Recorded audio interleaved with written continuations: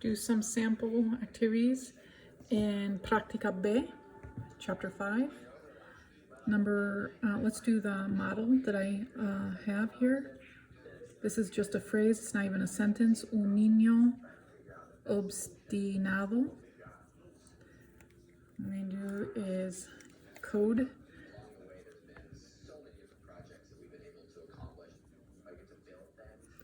First thing I'm going to code. Now I'm going to go through and see any repeating consonants. I see one here, so I'm going to remove it here. I see repeating vowels. Neither of either one is okay, so I'm just going to pick the first one. And now I can go ahead and analyze. Vowel to vowel is rule number 1. You can tell by doing all these, the majority of the transcriptions are either rule number 1 or 2. Excuse me, the syllabifying. This is 3, so we have to see if ST forms a cluster. In Spanish it doesn't. So we divide it right there. This is rule number 1 and rule number 1. Therefore,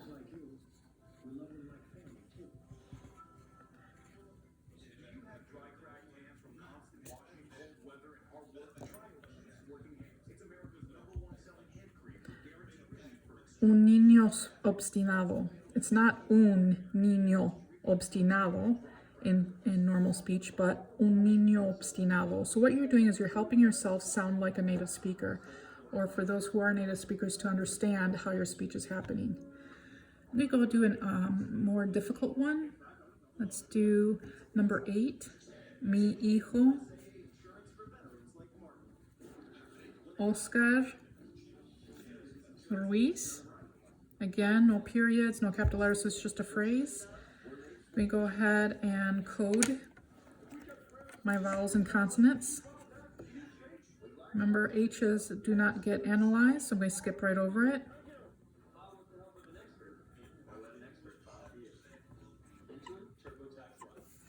I have 2 I's here, so I'm going to remove one of them. I have 2 O's here. I'm going to remove the one that doesn't have the stress on it. And I have 2 R's here. Remove one of them. Okay, you can remove it or just ignore them. So then I can start doing my analysis. Let me remove all these so they don't distract you. And now I'm going to find my first vowel, go to my next vowel. This is rule number 1. This is SC in Spanish is not a cluster, it is in English, so that's rule number 3. This is rule number 1. Here is a U and an I, both of them are weak. If you remember, you're going to only change the first one and leave the I there. Diphthong doesn't get divided. So this is how it's going to look.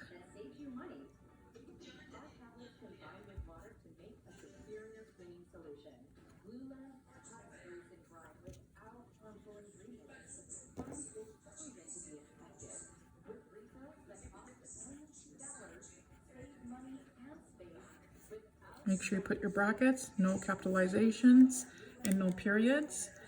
I'm going to see if I have any diphthongs, and I do. Here it is. U in the first position of a diphthong changes into the semiconsonant, and I'm done.